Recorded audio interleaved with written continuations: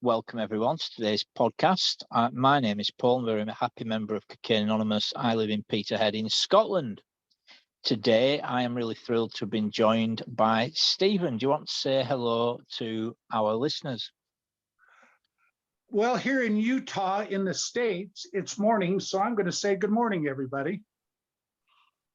Well, I'm really pleased you've joined us today. If you're new to the channel, we have around 34 podcasts on this channel. We've got one on each of the 12 steps of Cocaine Anonymous. In fact, we've got two on step 1 and 2 on step 2. We've got about half a dozen personal stories. We've got 3 broadcasts on sponsorship. What is it? Am I ready to become a sponsor? And how do I sponsor? As well as various others, spiritual malady, entire psychic change. So please check out those other broadcasts. Feel free to get involved in the chat below the videos if you have any questions or you want to add anything or you're looking for support. On this video today, I'll be putting up details of how to get to Zoom Cocaine Anonymous meetings, as well as various other helpful things on the screen. Feel free to pause and rewind at your leisure. So I've been really looking forward to today. Stephen's a man I've heard share many times, and I'm thrilled to hand the floor over to you to share with us your experience, strength, and hope with us today. Thank you. Over to you, Stephen. Thank you very much. Yes, my name is Stephen. My last name is Thomas. I think that anonymity at the group level is absurd, but that's just my opinion. My sobriety date is January 24th, 2009. I am a recovered heroin, crystal meth alcoholic. I had 3 wonderful things going for me, didn't I? My sponsor's name is Ray.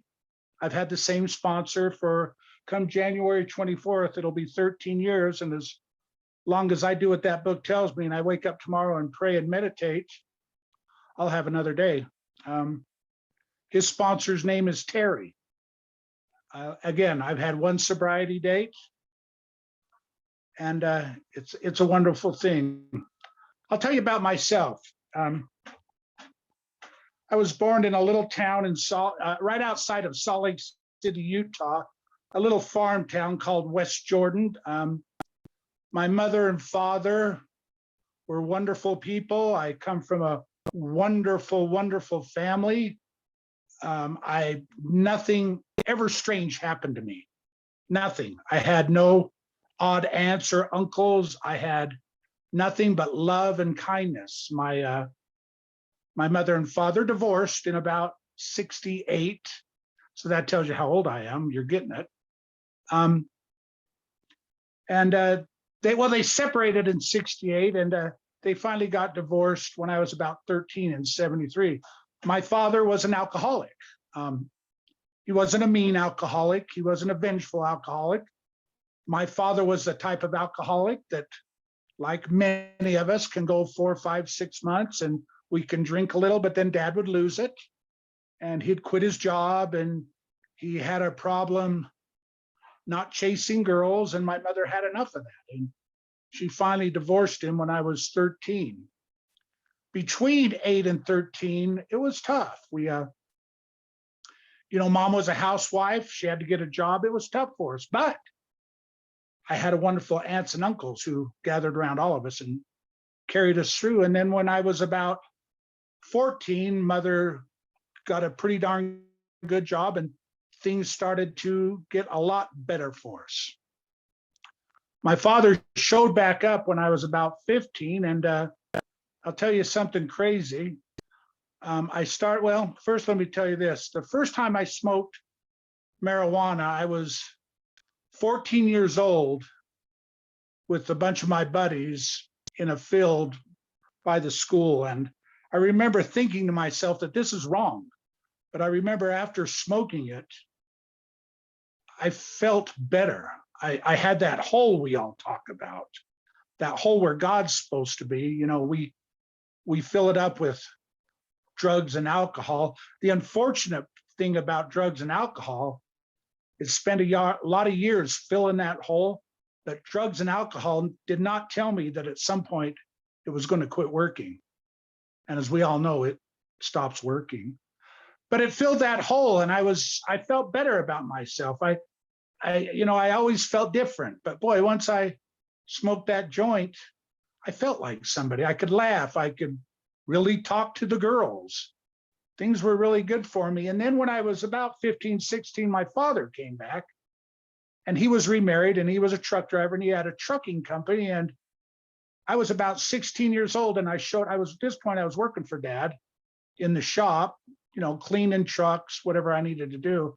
And I remember a Saturday morning, I showed up and I was kind of hungover, and I was talking to my dad, and I'll never forget. He said, "Go get us a couple of Cokes, son."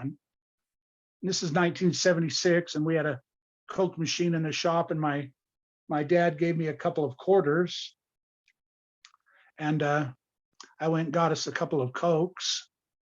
And I'll never forget, he pulls this little vial out of his pocket. And back in the 70s and 80s, when we did cocaine, my dad wasn't doing cocaine.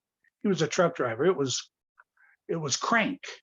But he opened this little bottle, and he took a spoon, and he put about 2 or 3 spoons in my Coke, and he shook it up, and he handed it to me, and he said, "Drink this, son, you'll feel better." And yeah, I felt better. I think I washed every truck. I took a razor blade and cleaned the cement floor. That was my first real experience with drugs other than pot. And before I go any farther, I didn't say this at the beginning. I want everybody to understand this is my story. This is my story. Doesn't have to be yours. And you can agree or disagree with anything I say. I'm not a guru. I'm not. I'm just a guy. I'm just a guy that found a sponsor and did the steps. I wanted to say that at the beginning, but my mind allowed me to forget.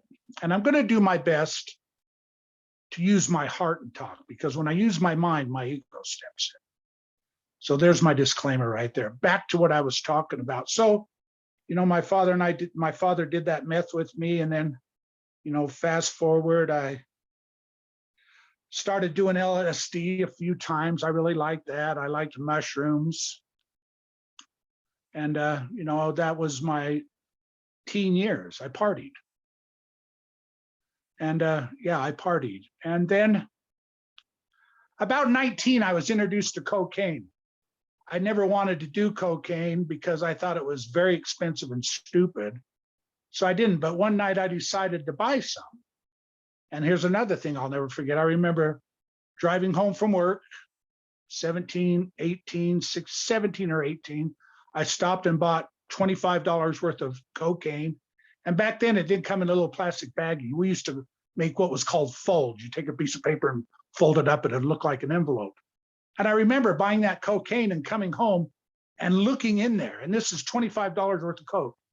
And I remember looking at it thinking, that's a lot. I was so excited. And I was able to take that cocaine and put it in my drawer because I was going to do it that weekend. Unfortunately, 5, 6 years later, I was looking at an 8-ball going, that's not enough. You know that feeling? But I bought that cocaine and I snorted it. And then it escalated to where I was doing a little bit more cocaine than I wanted to. And at about 19, I said, no, I'm not doing this cocaine anymore. And I stopped. And I continued to smoke pot, drink, do a little mushrooms, do some acid, some mescaline, just whatever I enjoyed, a pill here and there. Back in the day, we were doing Quaaludes. But I seemed to be okay, Well, at 21, I got married. And I married a nice gal. And I did all the right things. I had a great job. I bought a home. I did all the right things. This is 1981. And life seemed to progress and progress. And I was still smoking pot and drinking. And actually, me and my wife would do a little coke here and there. Right? But then about 5, 6 years into my marriage, about 1987, my wife started to notice that there were checks being cashed that I wasn't talking to her about, and things were going sideways. So I went into a rehab. My family took me to a rehab, and I spent 30 days in there, and my family all came and they all loved me. And I think I wanted to get sober. I think I knew I had to get sober, but I also knew I wasn't done. I went there to get my family off me. That's part of the big reason I went there, is to get my family to leave me alone. So I went to this rehab and I got out. And the problem is, when you go into a rehab can clean you up, but they're not going to fix you. When I got out, guess who got out? Stephen got out. Yeah, they gave me a big book, but I just looked at it and threw it in my drawer, and I took it home and never saw it again. When I got out, within probably 2 to 3 weeks, I was right back buying Coke. And there's a story in the book. It talks about the man who there wasn't a cloud in the sky, and the next thing you know, he got drunk. That happened to me one night prior to going to the rehab. My wife had called me. This is before cell phones, and said, "You on your way home?" And I said, "Yeah." And we were going to watch a movie, and I left work, and I had to drive about 10 miles past my house to the cocaine dealer. And I remember this very clearly: walking out, getting in my car, and looking at this bag of Coke in my hand, and that mental blank spot. I remembered, how did this happen? How did this happen? Not 25 minutes ago, everything was fine. And I do not remember getting in that car and driving to his house. It's that mental gymnastics we play in our head, that mental blank spot. It got me. But back to where I was, finally, the woman I was married to, divorced me. I smoked up a boat. I smoked up a damn Rolex watch. I took a nice $5,000 Rolex watch and I traded it for cocaine. And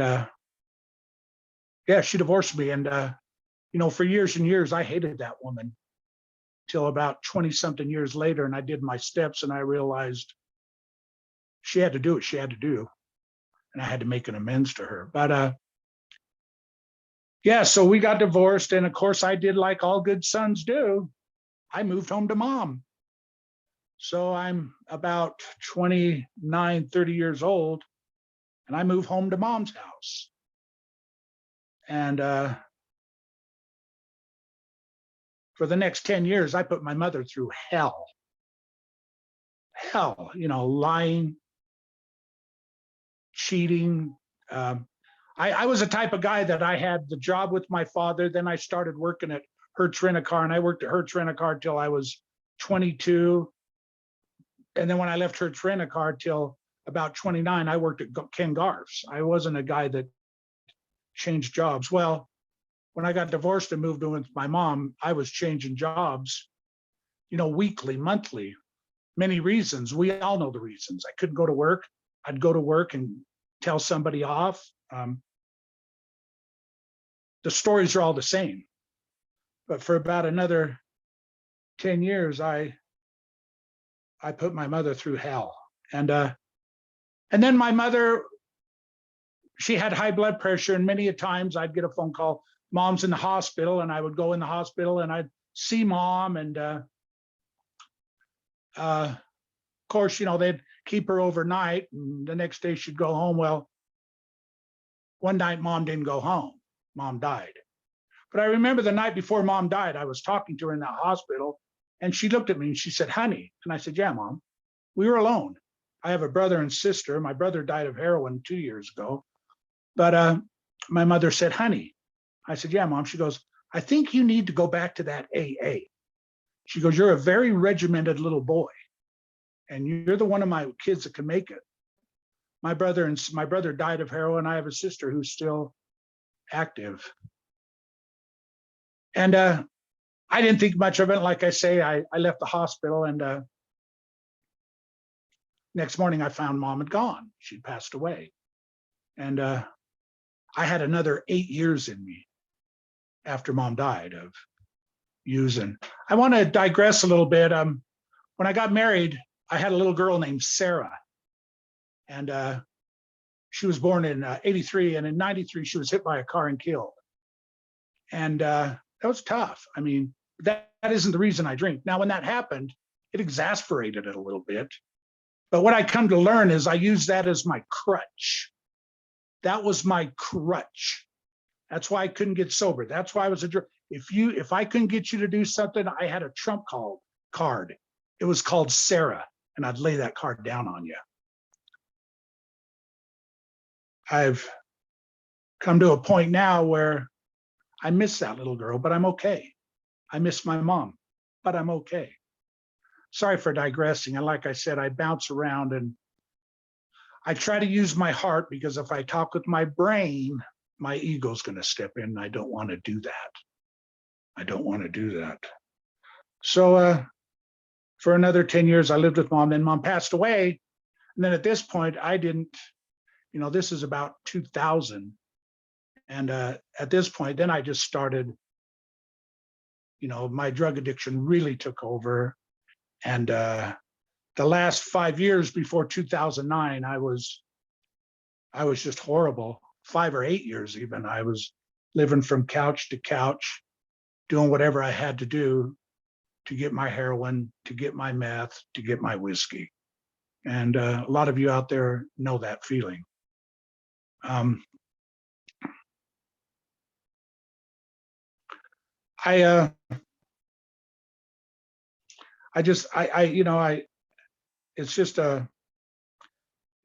a crazy life. So then I just continued on down that path. And then 2009 in December, I remember it clearly. It was a Christmas Day, 2008. And I was driving somewhere with some people that I don't even remember, heroin and meth addicts that I hung out with. And I remember stopping at a light and looking over at a family. You know how you stop at a red light and there's a car next to you? I remember looking at this family, and this is Christmas Day, and I saw how happy they were. And I remember thinking to myself, that used to be me. That used to be me. What happened? And that's kind of where I remember that clearly. And then January 24th is my sobriety date, but I actually walked into C.A. a week before that. Me and my sponsor just picked that day. But the night I decided to stop was both the scariest and happiest night of my life. I was in an extended stay hotel room where you would pay X amount of dollars and you could stay 7 days. And I was with a girl that I thought I loved, and I thought she loved me, but God bless her, all we loved was drugs. And I remember looking in the mirror and just seeing myself. And I'd had this happen before, but this was very profound. And I got sick. I started to cry. I couldn't figure out what was going on. I kind of thought that I was losing my mind. And no matter how much heroin I smoked and how much meth I smoked, I couldn't make it go away. And then I started to see, almost like when you die, your life flashes before you. I saw all the happy times, aunts and uncles and moms and all the good times. And I finally looked at that girl, and as crazy as it sounds, I handed her my drugs and I said, I'm done. And she said, what do you mean you're done? I said, I'm done. I'm leaving. And I left. And I went and got another hotel room, had a little bit of money, not much. And I decided I was going to detox. And that's where my journey started. I had nothing at this point. I had a duffel bag. My teeth were gone from meth. So I went to a hotel room, another hotel room way far away from her. And I went to a little store and I bought a bunch of food. And of course, I was high all night and it was tough. But I just kept asking God to take this away, take this away, take this away. And that's what I did. And I ate, and it took me about 36 hours to finally fall asleep, but I did. And then I woke up and I knew about Cocaine Anonymous from when I was in Highland Ridge. So I thought, okay, I'm going to go to a meeting. And I knew where the hall was. And I went up there, didn't have a car, I rode a bus.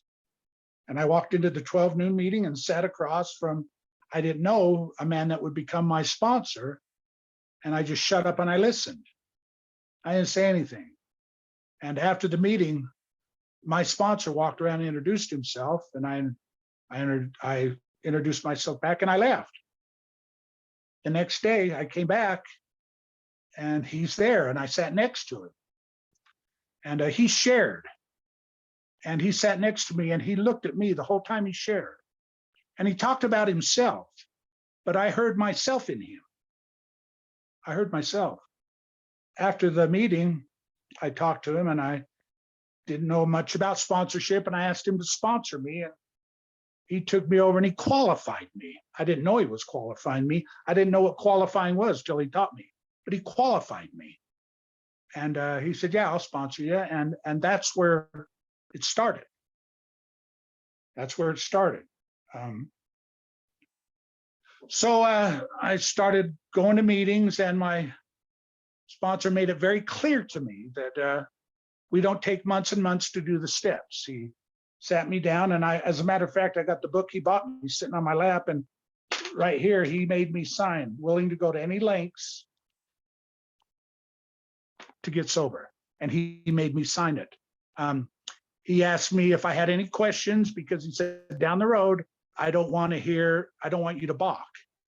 He said, for the next 3-4 weeks, this is a dictatorship. It's not a democracy. I don't want to hear anything you have to say, Stephen. I'm not interested. Are you willing to do that? And I said, you bet I am. And so for the next 4 or 5 weeks, we did the step work. I remember at one point we were a couple weeks into it, and he said, Stephen, I need to talk to you.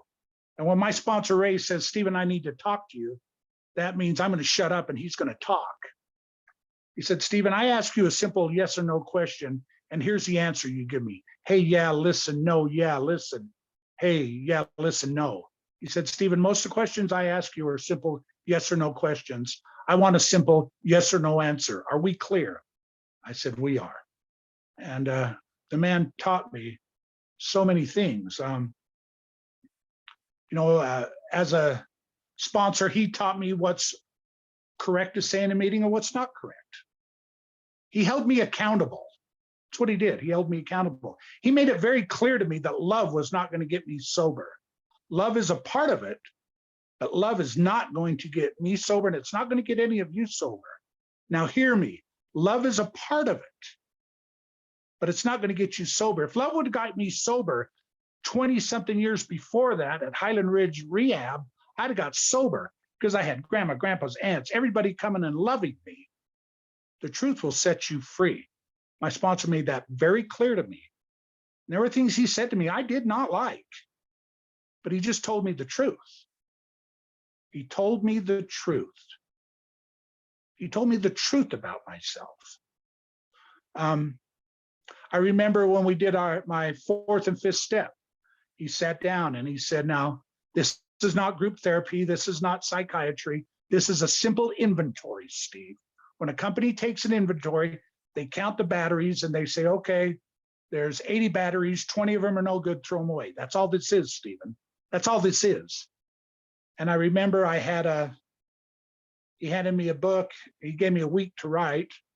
He handed me a book and told me to write down everybody I was pissed off at, and I did that. And when we sat down to do my 5th step, within three of my resentments, I remember looking at Ray with tears running down my eyes, my face, and I said, Ray, it's me, isn't it? And he said, it's always been you, Stephen. It's always been you. And man, we got to that 5th step in probably, after that, we just rocketed through the rest 28 or whatever. Do you see your part in it, Steve? Yes. Okay. Do you see your part in it, Steve? Yes. Okay. Out of these 30-something resentments I had, I ended up making amends to, I think, 30-something. I only had 3 that were real resentments. That kind of sucks, doesn't it, how it turns around on you? My sponsor always told me the truth is just the truth, and the truth always wins, Stephen. It always wins. I remember that. He also told me, it's not about what other people do or don't do, Stephen. It's about what you do. I live by that. Again, I'm not a guru. I'm not. I'm just a guy. And that's one thing about CA. When I got into CA, I always thought I was either better than you or I thought I was worse than you. And whichever one of those I could use to get what I wanted, that's what I used. After doing the step work and getting connected with God, I realized that I'm just a guy. And that is so relieving to me. I'm just a guy. I'm just another guy on the bus of Cocaine Anonymous. I'm just a guy. And that is so relaxing. It's so relaxing. In my sponsorship lineage, and I'm going to tell you this, and again, you can agree or disagree with me. This is my story. From what I've seen, meeting makers do not make it. They don't. Meetings were designed to hold you until you could get your step work done. And and if you want to take 6 months, a year to do your steps, great, rock on. We believe in getting the freedom fast, get them to the other side. If you take a crackhead or a crystal meth head and you try to make them week and weeks to get to God, you're going to lose them. They don't have months and months. You got to get them to God, and you got to get them to God quick. You got to get them to God quick. I'm not a big fan of open discussion meetings. I go to them. I like them. I love meetings. Don't get me wrong. Meetings are great. I go to meetings to help somebody. That's what I do. I go to meetings to feed people. And going to meetings and feeding people, as crazy as it sounds, I get fed. I know people that 3 or 4 years sober that have to have a meeting. That's sad that you have to have a meeting. There's no place in the book where it says step 13, go to meetings. If you can show me in the book where it says you have to go to meetings, I got some horses, I'll send you one. I'll send you a pony. Now, don't get me wrong, meetings, they're a wonderful thing. I go to meetings. Selfishness and self-centeredness, that is, we think, is the root of the problem, right? My sponsor made it very clear to me 2 weeks into it that I am not to go to meetings and complain and whine. That's not my job. My job is to go to meetings and talk about the power of steps and the power of God. That's my job, to go to a meeting. If I'm just going to go to a meeting and, excuse my language, bitch and moan, how is that going to help the new guy in the back room? You got a new guy in the back of the room and you're going to go to a meeting and talk about your boss that's ticking you off. Some new guy in the back of that room is going to go, what the hell does that have to do with getting me sober? What the heck does this guy bitching about his boss have to do with helping me get sober? Right? I want to read something to you that Bill Wilson wrote back in the 60s. Because Bill Wilson, back in the 60s, everything was coming across Bill's desk. I'm big on the archives of AA. Everything was coming across Bill's desk. And he saw the starting of the open discussion meetings. He saw this going down. So Bill wrote this letter to, and it says, I quote Bill Wilson, an AA group as such cannot take all the personal problems of its members, let alone those of non-alcoholics in the world around us. The AA group is not, for example, a mediator of domestic relationships, nor does it furnish personal finances aid to anyone. Though a member may sometimes be helped in such matters by his friends in AA, the primary responsibility for the solution to all of his problems of living and growing rests squarely upon the individual himself. Should an AA group attempt this sort of help, its effectiveness and energies would be hopelessly dissipated. This is why freedom from alcohol, and I'm going to say drugs, through the teaching and practicing of AA's 12 steps is the sole purpose of the group. I'm going to read that again. This is why freedom from alcohol and drugs through the teaching and practicing of Cocaine Anonymous's or Alcoholics Anonymous's 12 steps is the sole purpose of the group. If we don't stick to this cardinal principle, we shall almost certainly collapse. And if we collapse, we cannot help anybody. Right? That's it. That's it. Now, don't get me, I've gone in, I've gone into meetings and bitch and moaned, but that's not our job. I want to read one more thing from a delegate from Bob Bacon in the 70s. This was a big AA. They had a big AA get together. In 1972, a delegate, Bob Bacon, he said, I quote, "We hear a lot of ridiculous things. There are no musts in AA. My big book reads different. People say it's an individual program. We can take the steps any way we want to." And then he quotes Dr. Bob, he says, and I quote, this is Dr. Bob talking now, "There is no individual interpretation of the 12 steps." There you go. There you go. Somewhere along the line, we got off page. I really enjoy the meetings in England, especially the meeting I go to with you folks. You seem to be on the page. Here in the States, there's some meetings. I go to some meetings here in the States and I leave feeling worse than when I got there. I was like, what the hell just happened in that room? There's meetings in the state where they won't want you to bring a big book into the meeting. They don't want you to bring the big book in. That's insane. We have one book. We have 164 pages. My sponsor, when I met him, I said, "Can you help me get sober?" He said, "Yes, I can." I said, and he said to me, "I promise you can stay sober the rest of your life." I remember looking at Ray and I told him, "You're a liar." He said, "I've been sober 17 years, Stephen, and I just do what this book says." Well, he was right. I've been sober 13 years. Ray's pushing 30. His sponsor's pushing 40. I get up in the mornings and I pray. But not only do I pray, what is really important too is meditating. God's voice is speaking to you in your head.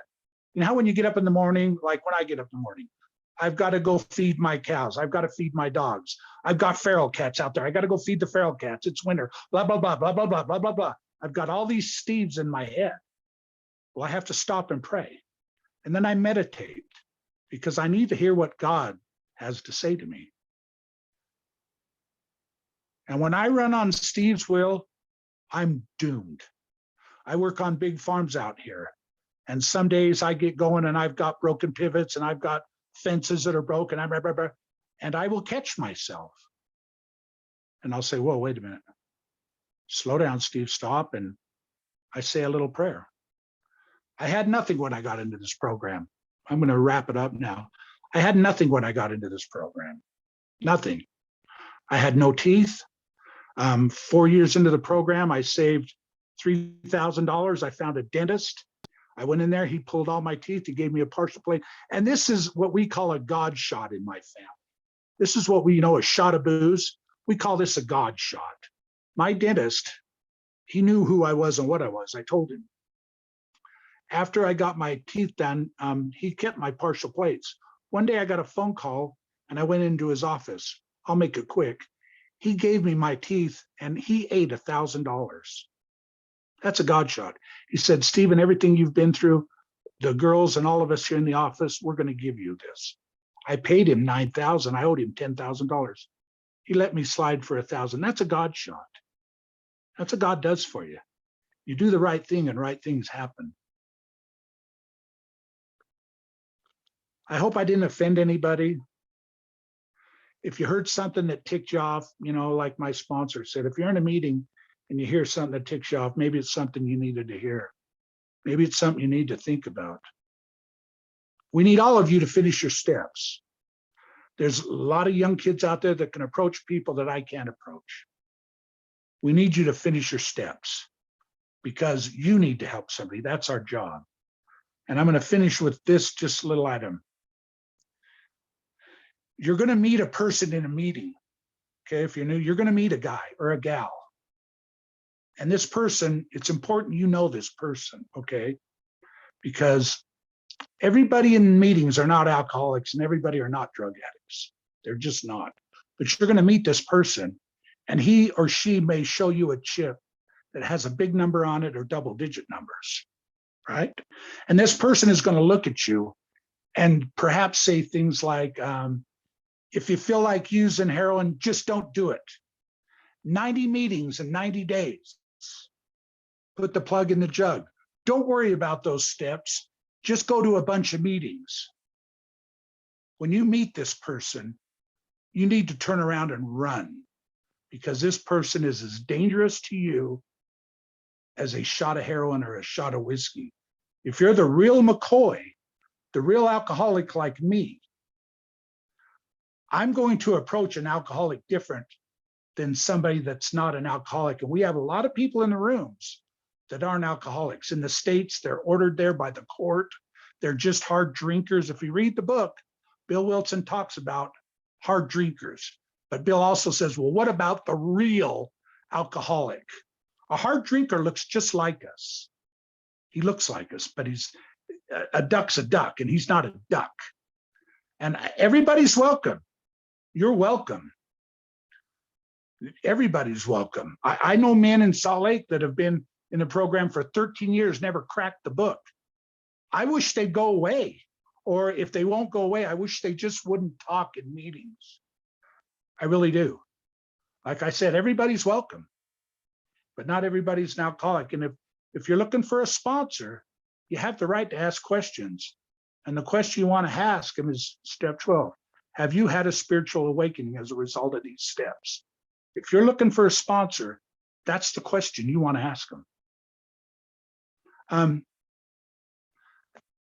I hope I did well enough job that somebody heard something that will help them. Remember, God is either everything or he's nothing. My sponsor tells me that to this day. I still talk to my sponsor, every couple of weeks. Right now, I'm sponsoring 3 guys. They have problems. I teach them. They call me about their problems. They don't take their problems to a meeting. We all have problems. We need to talk about our problems. But in a meeting, we need to be talking about God and the steps.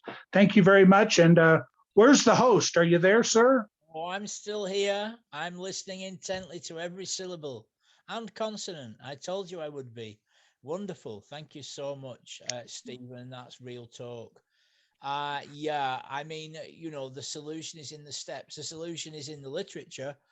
And like you, Stephen, I'm involved each day by grace with several folks, and the real deal, I mean, in simple terms, the real deal is someone that lives to use and uses to live each and every day.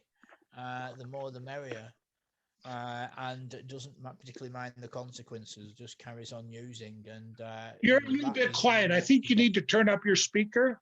Oh, can you turn up your volume? You're just is that any better? Is that any better?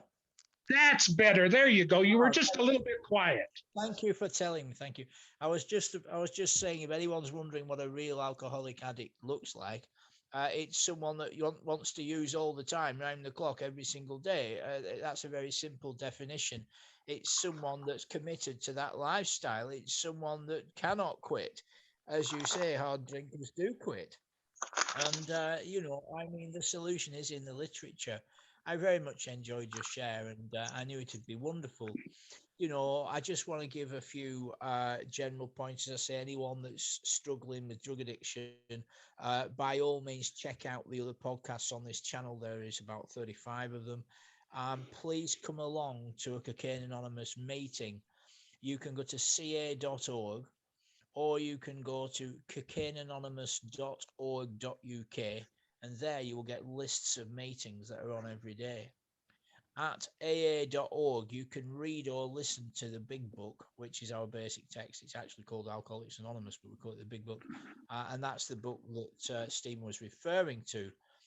We also use a book called 12 Steps and 12 Traditions. Both books can be read or listened to in their entirety, completely free, 24/7 at aa.org. Now, I'll be putting up a list of meetings very shortly on the screen.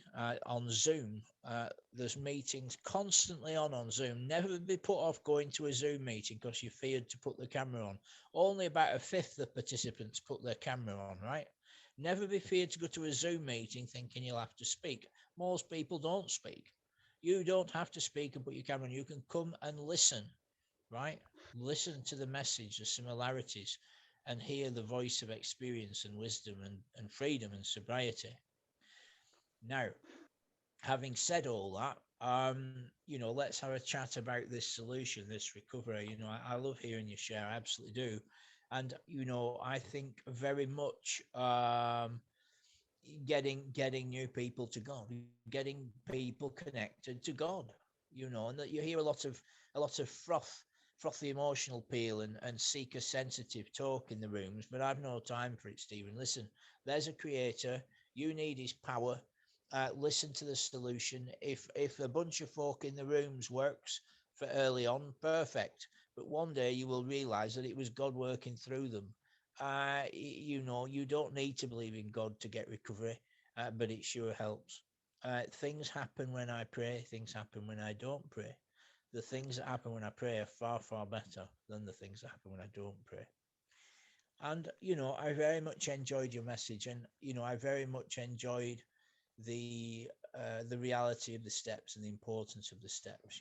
I think, I've been working step one with someone this afternoon, Stephen, and it's the third time that I've worked step one with them, and this time I've been even more thorough trying to help them.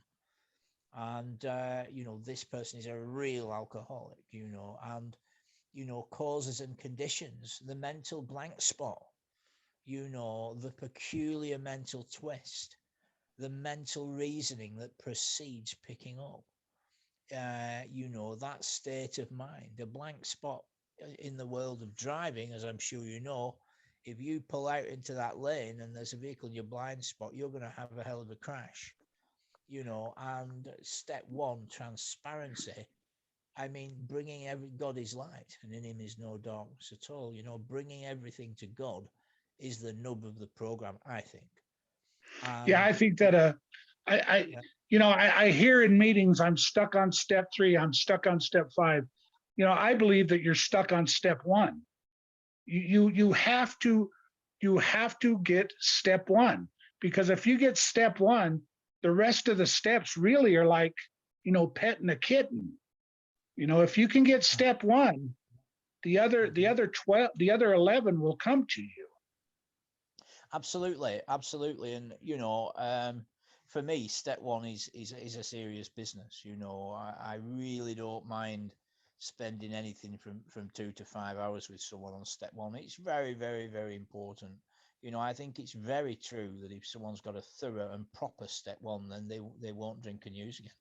And I know it's quite a statement, and I think it's largely entirely true. If some of our listeners, hang on. If I'm clear on the consequences, Stephen, if I'm really clear on the consequences, then I'm not going to drink and use again. If I'm unclear, absolutely, then I may. Come in.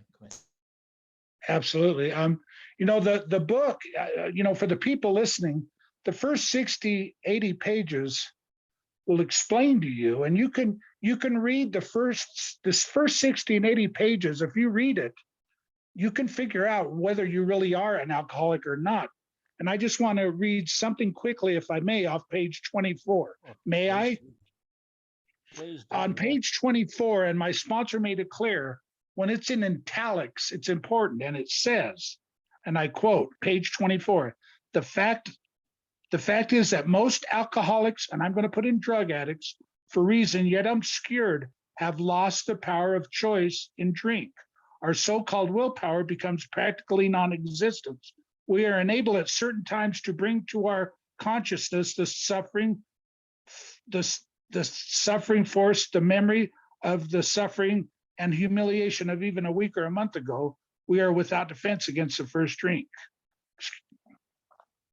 It's about choice and control. You said that earlier. We lose the power of choice and we can't control it. That's what alcoholism is. Well, absolutely. And, you know, we live to use and use to live. If I wasn't thinking about where the next one is, it meant I had. And if I had some, I was using it. And my evening was planned out around whether I had the substance. And if I had enough for that evening, what about the next day? And then if I had enough for the next day, what about the next week? And then if I had enough for the next week, what about the week after? Ways and Yeah, means to get more. And then it was a case of managing consequences, right? You know, absolutely. or ignoring consequences. And everything, our whole lives were centered ways and means to get more, living to use, using to live. That is what an addict looked like. And I know there'll be people listening to this, you know, who are in that state that have perhaps just landed on this video on YouTube or elsewhere, intherooms.com or Skype or WhatsApp.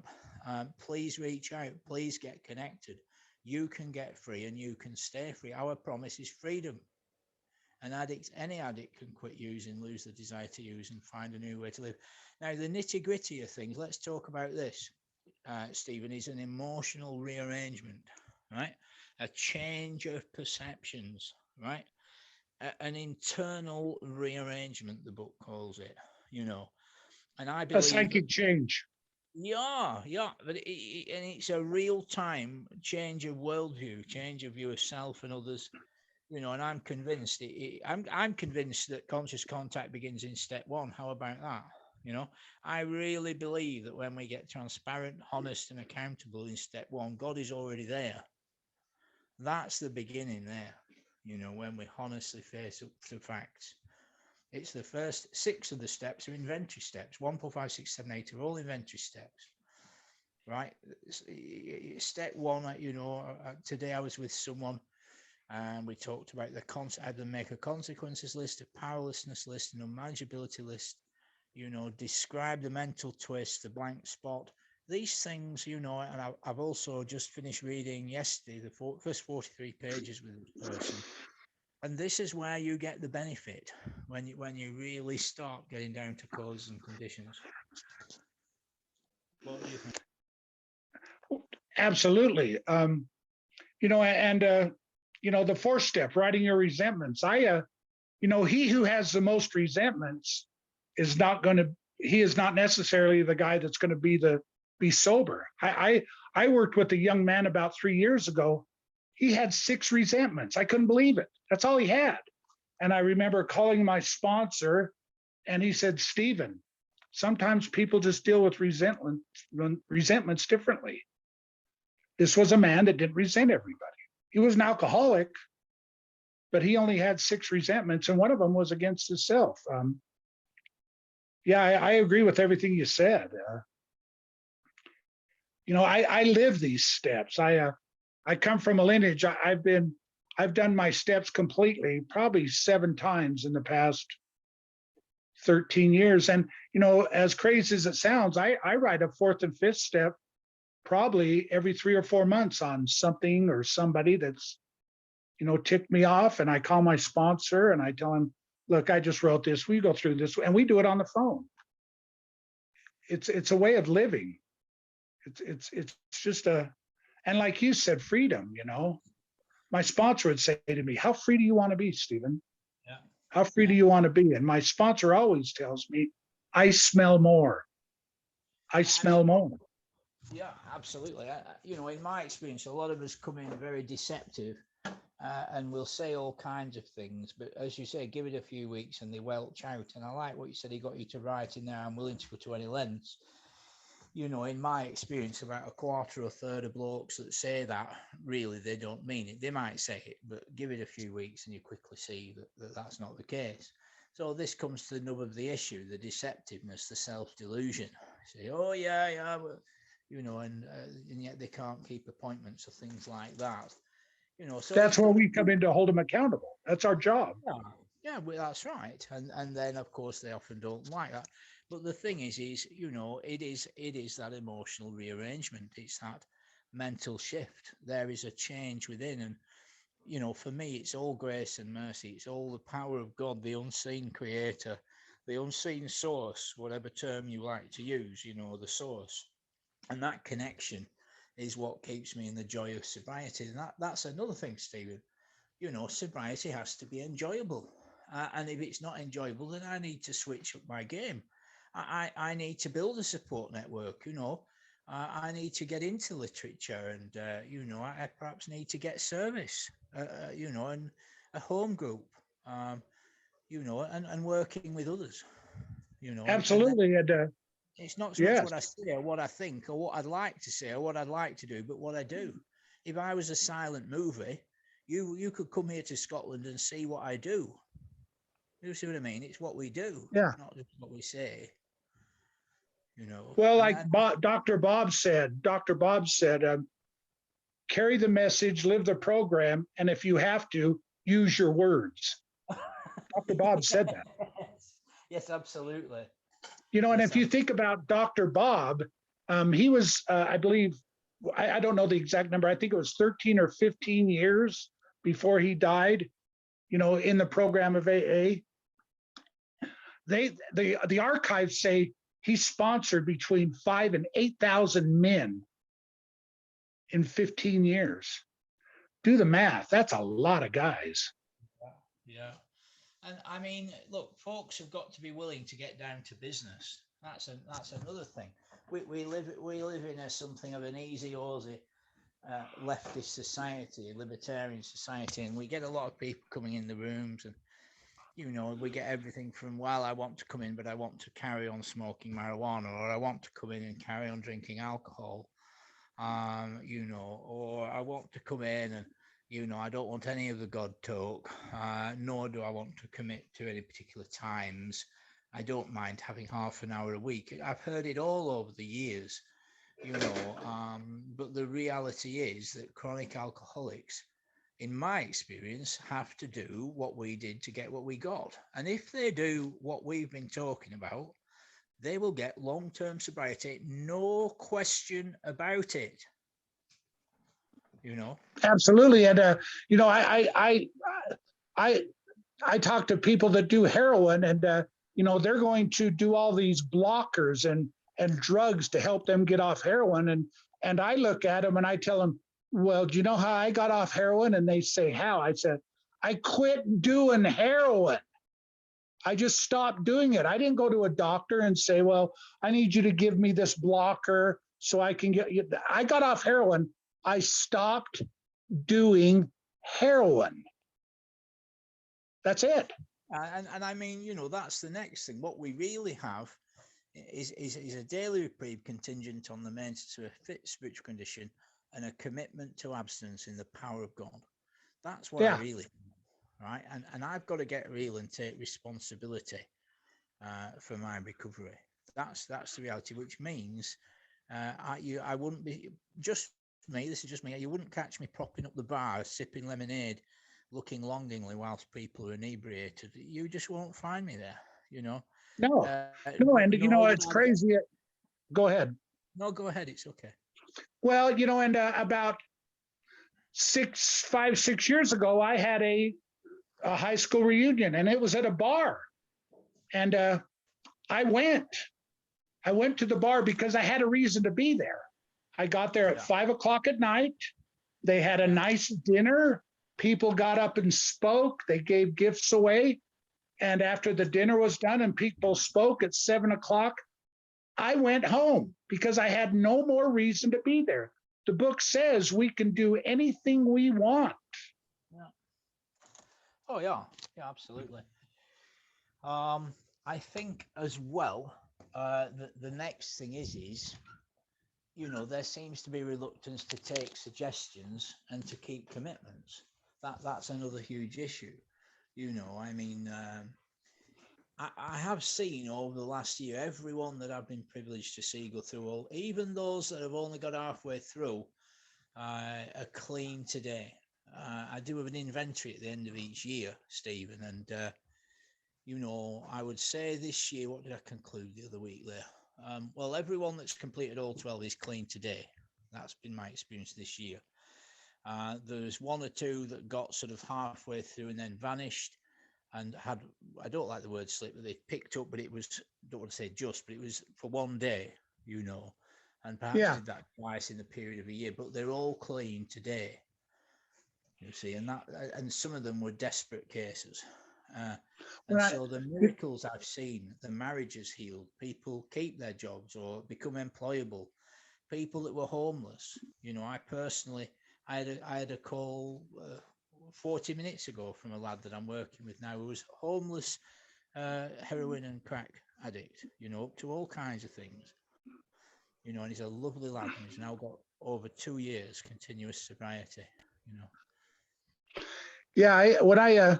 When I go to meetings and if somehow it comes up that I get people through the steps in 3 or 4 weeks, it never fails that after a meeting, I will have several people walk up to me and say, "You can't do that. How do you do that? I've been doing it for 12 years. Yeah. That's how I do it." I mean, I'll say that in a meeting, and after a meeting, people will say to me, "Well, what do you do? If they don't do it, do you fire them?" I say, "No, I've never fired a sponsee in my life, and I never will. All I do is hold them accountable. You told me you would meet me Saturday to do your fifth step. You weren't there." And then I give them another chance. And if they're not there, I tell them, "Look, it looks like you want to find somebody that's going to pat you on the butt and let you draw this out. And that's fine. If that's what you want to do, I know a lot of people in the program that will let you drag this on for months and months and months. I'm not that guy. Yeah. I've never fired a sponsee in my life, and I never will. But when you hold a drunk accountable, they will avoid you. They don't like to be held accountable. And that's what I tell people. I don't fire anybody. I just hold them accountable. And after a while, they don't want to talk to me anymore. They don't want to be accountable. Yeah, precisely. Yeah. Yeah, precisely. Mm-hmm. So, I mean, we're coming towards the end of the recording today. And what I'm going to do is we've got another 5 minutes or so. I'm going to put some meetings on the screen. So while I'm just figuring out this tech side of things here, it's been phenomenal having you on the channel. It really has. Let's just talk briefly about the transformation.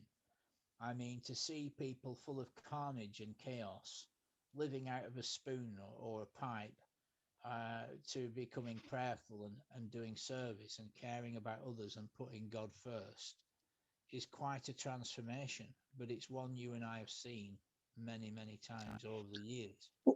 Well, I could probably tell you a quick little story that will exactly explain that, if I may. Please, yes, there's no hurry. We've got another 10 minutes, so go ahead. As I spoke, I came from a wonderful family, and I was a wonderful guy, and I was taught to be kind, but my drug addiction and my alcoholism took that all away from me. Well, when I got sober, a friend of mine, his mother had an apartment that she allowed me to rent in her house, and I rented this apartment. She was 80 years old, and when I rented this place, I was working. I was about a year sober, maybe, and she was very kind to me, and she, after a while, the first couple of weeks, I would hear her upstairs and I was downstairs. She was an 80-year-old woman, so I started talking to her. We started having dinner together. We became friends, and I remember I had some money, and she told me, "Well, look, Stephen, I don't want you to pay rent anymore. You cook me dinner, you take care of me," and I wasn't comfortable with that. Well, anyway, her kids, my friend came down and said, "Look, it's her house. If she doesn't want you to pay rent, don't pay rent." I said, "Well, I didn't want you to think I was taking advantage of your mother." And nobody took advantage of this woman. So anyway, I lived there rent free, and this will show you that I was, I came home from work one day, and she had decided to bottle cherries, right? Well, let me give you, before that, I had a friend of mine in the program. I paid her and her daughters to come in and completely clean her house. Well, I came home from work, and she had decided to bottle cherries. Well, there were cherries all over the floor. I walked in, I was pissed because I'd spent all this money to clean her house. And I looked at her and I said, "Mom, hold on. I got to go down." I called her mom, and I went downstairs and I called my sponsor and I said, "Ray, you know what? I got home and she's bottled cherries, and there's cherries all over the floor, and I paid all this money." And I was kind of frustrated. And the next thing I know, I was talking to a dead phone. So then I called Ray back and I said, Ray, I guess we got cut off. He goes, no, I hung up on you. You're a whiny bitch. He said, that woman lets you live in that nice, I mean, I had an apartment downstairs, kitchen. He said, she's letting you live there for free. He said, this is what I want you to do. I mean, this is 8 o'clock at night on a Wednesday night. I work construction. He said, I want you to go up there. I want you to clean all the cherries up on the floor. And then I want you to bottle some cherries with her. And I did it.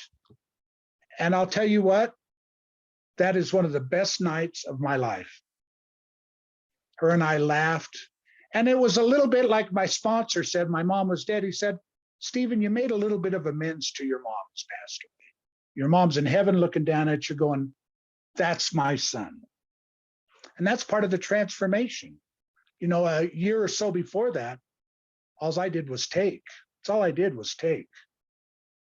And, you know, through the power of God and through the 12 steps of Alcoholics Anonymous, Cocaine Anonymous, I was able to give back.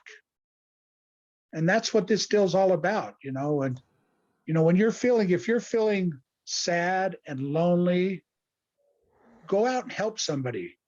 Yeah. You go out and help somebody, your self-esteem will go through the roof. When you got low self-esteem, there's somebody out there that's worse off than you are.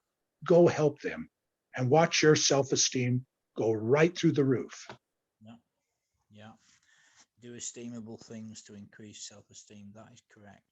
And what a beautiful way to end the broadcast. And yeah, I mean, that is the essence of it, a personality change where we put God first, others second, and then ourselves, get rid of ourselves first. And then we find ourselves happy because God takes care of us because we're seeking to serve him. You know, and suddenly we're set on our feet and we're responsible for our recovery in God's power, you know, and that is the essence of transformation, isn't it? You know, that connection with the Creator. Yeah, you're not going to have a spiritual experience or a psychic change by just going in and sitting in meetings. Oh, that's right. It's not going to happen. It's not going to happen. And I have to, and tomorrow, listen, tomorrow comes around, I'll have to get into business again tomorrow. That's it. You know, there is a balance. We do get some time, as it were, to relax, but we have to stay connected. And who can we help? And if you're not helping someone else, well, help yourself. You know, get into that spiritual literature. One thing you have to do is forgive yourself. That's one thing you have to do is forgive yourself for all the, you know, they taught, you know, the mean, horrible things we did. You have to forgive yourself. One of the first people on your resentment list has to be you. Yeah. Because I resented myself. That's my sponsor made that clear. The first person on that list needs to be you. Well, look, it's been an absolute delight having you on the channel. Thank you so much. Thank you for having me. No, it's been super. And, you know, to anyone listening, we do recover. It's possible to have a brand new way of living. You know, these are clear-cut directions. This is the message of hope, faith, and courage found in 12-step recovery. So please, you can have a life. You can have a life beyond your dreams. I cannot believe how wonderful my life is. Absolutely, and that's a wonderful thing. And have a look at the screen, family. You'll see there's lots of meetings there. Please come along to a Zoom meeting. That one at the top, We Can Recover, is on twice a day. I'll just talk about this very briefly. So if you look at the top left of that screen, just underneath the pink box, you see the Breakfast Club. These are UK times, 7:30 every morning. Underneath that, Great Gratitude, 9:30 every morning. Underneath that, Pop-Up Recovery, 10:30 every morning. We Can Recover at the top left every single day, 2 p.m. We Can Recover every night, 8 p.m. If you look at the top right, Daily Reprieve every night, 9:30. Reaching Out every night, 11. Tarzana every night, midnight. So that is 8 meetings that are on every single day permanently. So please come along to a meeting and you can hear lots of other messages of faith, hope, and courage and experience. You know, what it was like, what it's like today, and what happened, and what continues to happen to maintain a fit spiritual condition sufficient to liberate us from the obsession to drink and drug ourselves to death. So there is hope, there is freedom. Thank you so much once again, Stephen. Thank you. And I'd like to say Merry Christmas and Happy Holidays to everyone. Beautiful. Shalom, shalom, family. Till next time.